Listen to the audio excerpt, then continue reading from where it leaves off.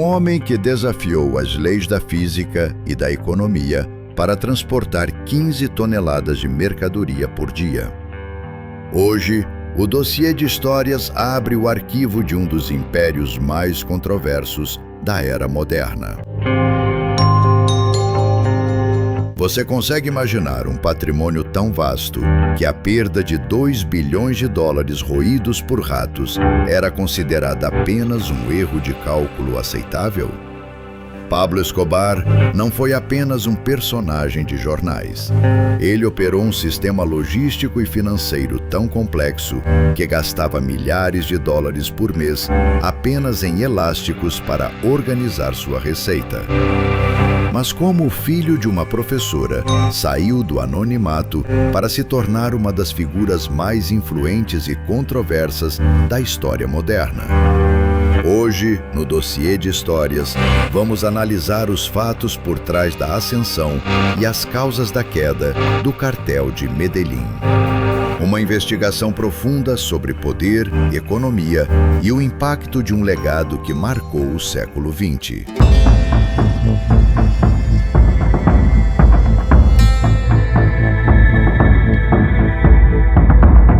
Para entender a escala do que Pablo Escobar construiu, precisamos voltar às ruas de Envigado.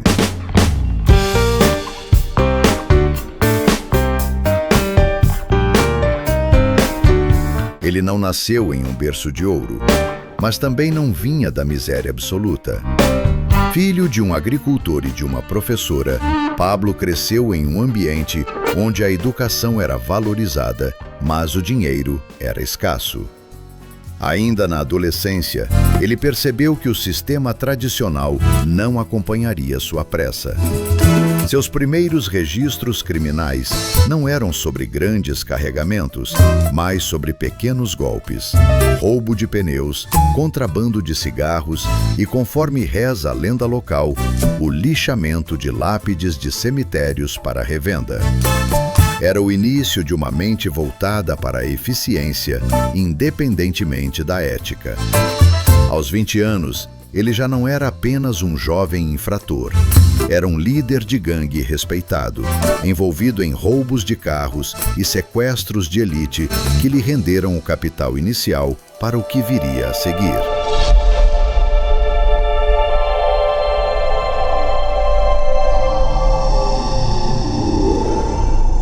Na década de 70, o mundo estava mudando. Enquanto a demanda por substâncias tradicionais caía, uma nova demanda surgia nos Estados Unidos. Pablo, com sua visão de mercado, percebeu que a logística era o gargalo. Ele não inventou o produto, ele inventou a entrega. Sua primeira grande experiência foi como mula, transportando pasta base do Peru para a Colômbia. Mas Pablo odiava depender de terceiros. Foi aqui que ele adquiriu seu primeiro meio de transporte oficial, um pequeno avião Piper. Ele mesmo chegou a voar em algumas dessas rotas, testando os radares e as falhas de segurança nas fronteiras. Ao fundar o que viria a ser o cartel de Medellín, ele profissionalizou o crime. Ele não comprava apenas aviões, ele comprava frotas. Ele não contratava apenas pilotos, ele montava centros de treinamento. A quantidade transportada saltou de alguns quilos para centenas de toneladas. E o lucro? Bem, o lucro começou a ser contado em bilhões.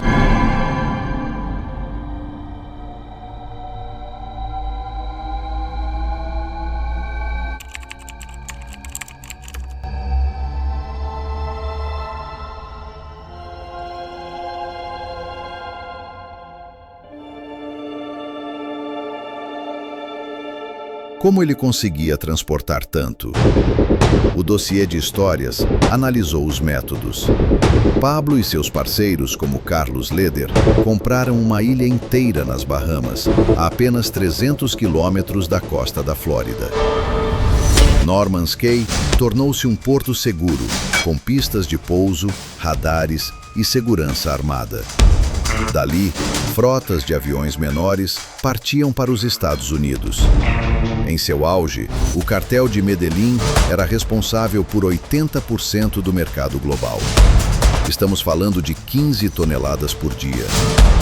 Para se ter uma ideia, Pablo chegou a alugar Boeings 727 comerciais, retirando todos os assentos para preencher a aeronave de ponta a ponta com a mercadoria. Cada voo desses poderia render 100 milhões de dólares em uma única tarde. Era um fluxo de caixa que nenhum governo conseguia rastrear e nenhuma parede conseguia esconder.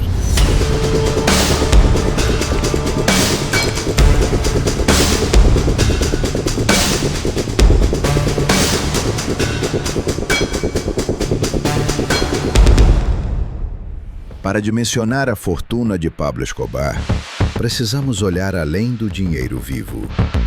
Em 1987, a revista Forbes o incluiu em sua primeira lista de bilionários do mundo, estimando seu patrimônio líquido em 3 bilhões de dólares. Mas, nos bastidores, o dossiê indica que esse número era apenas a ponta do iceberg.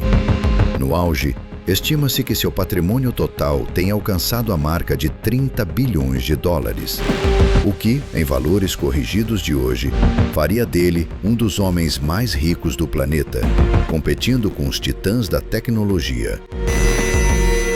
Mas como essa fortuna se materializava? Pablo não acumulava apenas números, ele acumulava ativos tangíveis e bizarros. Ele possuía mais de 140 aviões, dezenas de helicópteros e até 2 submarinos controlados remotamente para levar o produto até a costa da Flórida. Escobar era dono de centenas de propriedades. A mais famosa, a Hacienda Nápoles, custou 63 milhões de dólares. Mas ele também possuía uma mansão em Miami Beach, um complexo de luxo nas Ilhas de Rosário e inúmeros apartamentos blindados em Medellín. Ele gastou milhões para importar ilegalmente elefantes, girafas, camelos e hipopótamos. Manter esses animais custava uma fortuna mensal em alimentação e cuidados veterinários. Sua garagem abrigava raridades como um Cadillac de 1930, que ele dizia ter pertencido a Al Capone, e dezenas de modelos esportivos europeus. No entanto, a parte mais impressionante da sua fortuna era a liquidez. Pablo tinha tanto papel moeda que o custo para lavar esse dinheiro era astronômico. Ele comprava frotas de táxis, cadeias de farmácias e até clubes de futebol, como o Atlético Nacional, para justificar a entrada de milhões. No fim das contas, a fortuna de Pablo era tão grande que se tornou impossível de gerir. O dinheiro deixou de ser uma ferramenta de compra e passou a ser um problema logístico. Pilhas de notas escondidas em paredes que, se descobertas, poderiam derrubar governos inteiros.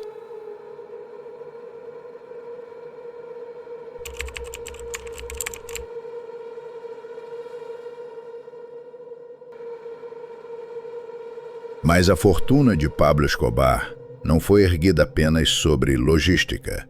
Ela foi cimentada com uma brutalidade que a Colômbia jamais esqueceria. O lema, plata ou plomo, prata ou chumbo, não era uma escolha retórica, era um ultimato. Um dos casos mais sombrios da sua crueldade foi o atentado ao voo Avianca 203. Para tentar eliminar um único homem, o candidato à presidência, César Gaviria, Pablo ordenou que uma bomba fosse colocada em um avião comercial com 107 pessoas a bordo. O avião explodiu no ar pouco depois da decolagem. Homens, mulheres e crianças perderam a vida em um instante. O detalhe mais cruel: Gaviria, o alvo, sequer havia embarcado naquele voo. Sua guerra contra o sistema jurídico também foi impiedosa. Pablo oferecia recompensas em dinheiro para qualquer um que assassinasse um policial em Medellín. Isso transformou a cidade em um campo de caça, onde centenas de jovens oficiais foram executados apenas para que Pablo demonstrasse que o Estado não tinha autoridade sobre ele. E quando o sistema judiciário tentou levá-lo à justiça, ele financiou a invasão do Palácio da Justiça em 1985. O ataque, realizado pelo grupo guerrilheiro M-19, resultou na morte de quase metade dos juízes da Suprema Corte da Colômbia e na destruição de milhares de processos de extradição. Para Pablo, a vida humana era uma variável descartável em sua planilha de lucros. Se alguém, fosse um ministro, um jornalista ou um ex-aliado, representasse um risco de 1 milímetro ao seu império, a sentença era única e absoluta.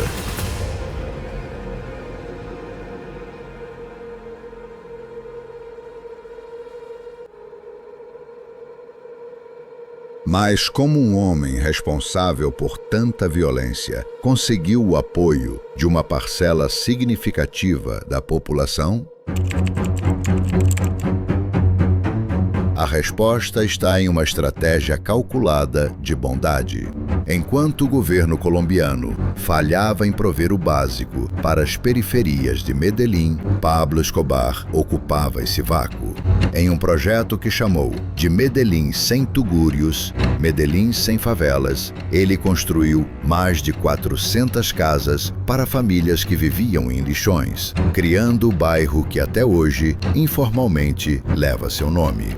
Para aquelas pessoas, Pablo não era o vilão dos jornais, mas o homem que lhes deu dignidade e um teto. Sua filantropia ia além da habitação. Ele construiu dezenas de complexos esportivos iluminados em áreas pobres, tirando jovens das ruas e criando uma base de lealdade que serviria mais tarde como seu exército de informantes. Não era raro ver Pablo distribuindo maços de dinheiro vivo em comunidades carentes ou pagando contas hospitalares de estranhos. Ele financiou igrejas, clínicas e programas de alimentação. No entanto, o dossiê de histórias precisa destacar a dualidade aqui. Essa bondade era uma ferramenta política. Pablo comprava o silêncio e a proteção das comunidades. Quando ele precisava se esconder, eram essas pessoas que o avisavam sobre a chegada da polícia. Ele transformou a caridade em um escudo humano. No fim, a mesma mão que construía casas ordenava o caos na cidade, provando que no mundo de Escobar, até a generosidade tinha um preço estratégico.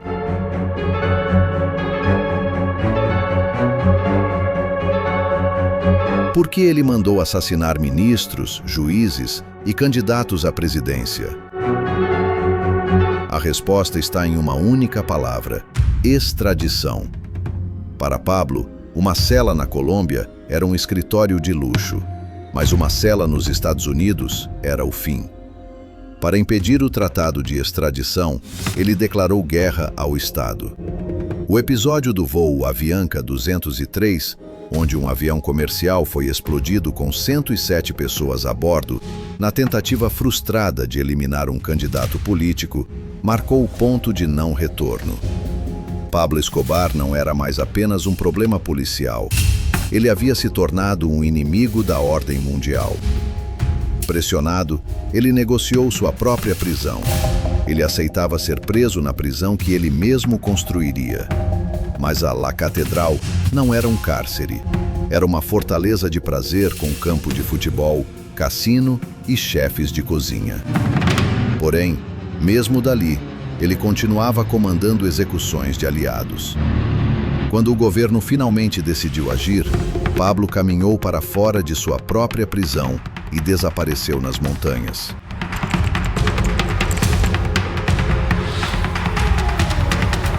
O que se seguiu foi a maior caçada humana da história. O bloco de busca, auxiliado pela tecnologia americana e pelo misterioso grupo Los Pepes, rivais de Pablo, que decidiram usar os mesmos métodos cruéis dele, começou a desmantelar o império, tijolo por tijolo. O homem que gastava $2.500 em elásticos agora estava fugindo, escondendo-se em casas humildes e queimando notas de dólar para manter sua filha aquecida no frio da montanha.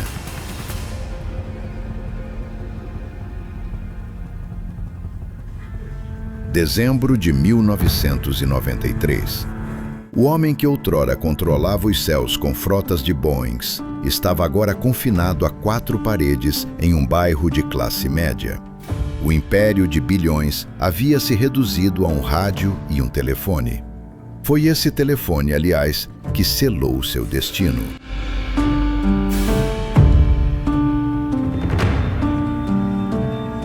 Em uma tentativa desesperada de falar com o filho, Juan Pablo, o patrão permaneceu na linha por tempo suficiente para que a tecnologia de triangulação do bloco de busca localizasse o sinal. Quando os oficiais arrombaram a porta, Pablo Escobar tentou sua última fuga pelos telhados. Entre telhas de barro e o som de disparos, o maior fugitivo do mundo foi finalmente atingido. A imagem de seu corpo sobre o telhado rodou o planeta, marcando o fim de uma era. Até hoje, paira a dúvida: teria sido o tiro final disparado pela polícia ou por ele mesmo? Como ele sempre dizia, preferimos uma tumba na Colômbia a uma cela nos Estados Unidos. O que resta quando o dinheiro acaba e as armas silenciam? O legado de Pablo Escobar é uma cicatriz profunda. Para alguns poucos no bairro que leva seu nome, ele ainda é o homem que deu casas aos pobres. Para o restante do mundo, ele é o aviso sobre o custo humano da ambição desenfreada. A economia da Colômbia levou décadas para se desvincular do estigma do cartel de Medellín. Ironicamente, o homem que queria ser lembrado como um libertador deixou para trás um rastro de milhares de órfãos, juízes assassinados e uma nação que teve que se reconstruir do zero. Hoje, a Hacienda Nápoles é um parque temático e os hipopótamos de Pablo vagam pelos rios colombianos como uma espécie invasora, uma metáfora perfeita para um poder que cresceu tanto que o Estado ainda luta para controlar.